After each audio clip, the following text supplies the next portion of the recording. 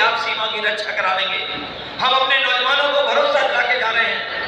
कई बार हम लोगों ने मन से कहा और फिर कहते हैं कि जब कभी भी इंडिया गठबंधन की सरकार बनेगी, अग्निवीर जैसी व्यवस्था नहीं होगी। जिस तरीके से पुरानी हमारी व्यवस्था थी कि पक्की नौकरी कर करके हमारा जवान सीमा पर रक्षा करता था, उसी तरह का इंतजाम करने का काम करेंगे।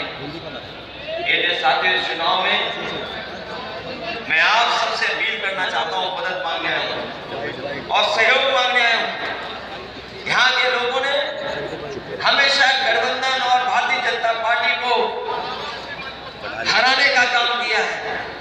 भारतीय जनता पार्टी जो संविधान बदलना चाहती है, वहीं हमारे गठबंधन के लोग संविधान को और मजबूत बनाना चाहते हैं। तो बताना चाहता हूँ, ये भंडारण सरकार की तरफ से नहीं हो रहा है।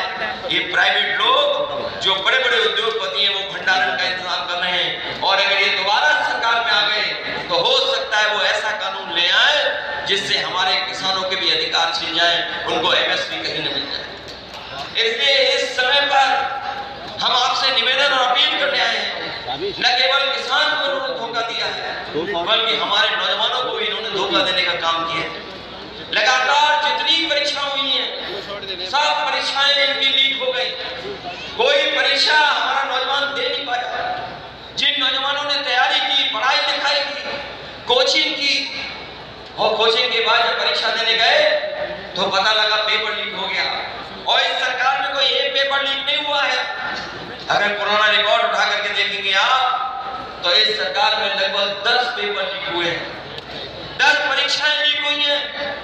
मैंने कई बार गणित बताया और मैंने कहा कि अगर 60 लाख बच्चे परीक्षा से दूर रह गए और अगर केवल उनके माँ बाप को मिला दिया जाए और जिस परिवार के एक सदस्य ने अगर परीक्षा छूट गई, जिसकी अगर 3 सदस्यों को हम मिला लें और 60 लाख की अगर परीक्षा छूटी है तो 60 लाख गुना 3 अगर हम कर दें तो 1 करोड़ 80 लाख बनता है। और यही 1 करोड़ 80 लाख अगर हम 80 लोकसभा से भाग दे दें तो कम से कम हर लोकसभा में 2,25,000 वोट भारतीय जनता पार्टी का खत्म होता है।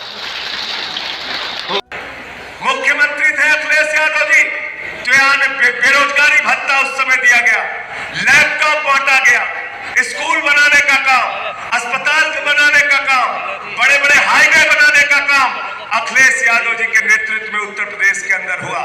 तो अखिलेश यादव जी एम्बुलेंस की सेवा देते हैं, बेरोजगारी भत्ता देते हैं, लैपटॉप देते हैं। और प्रधानमंत्री नरेंद्र मोदी जी क्या कहते हैं? प्रधानमंत्री नरेंद्र मोदी क्या कहते हैं? एक चुनावी सभा में भाषण दे रहे थे मोदी जी, उन्होंने कहा, ये तो जब चुनावी रैली में जाते हैं तो कहते हैं भाइयों और बहनों, आपके लिए स्कूल बनवाएंगे, अस्पताल बनवाएंगे, एम्बुलेंस की सेवा शुरू करेंगे, बेरोजगारी भत्ता देंगे। और जब प्रधानमंत्री जी जाते हैं रैलियों में तो कहते हैं गांव-गांव में कब्रिस्तान है तो शमशान होना चाहिए कि नहीं होना चाहिए? कहते हैं कि नहीं कहते? हमको शमशान नहीं चाहिए, हमको अपने बच्चों के लिए स्कूल चाहिए, अस्पताल चाहिए, अच्छी शिक्षा चाहिए, बिजली चाहिए,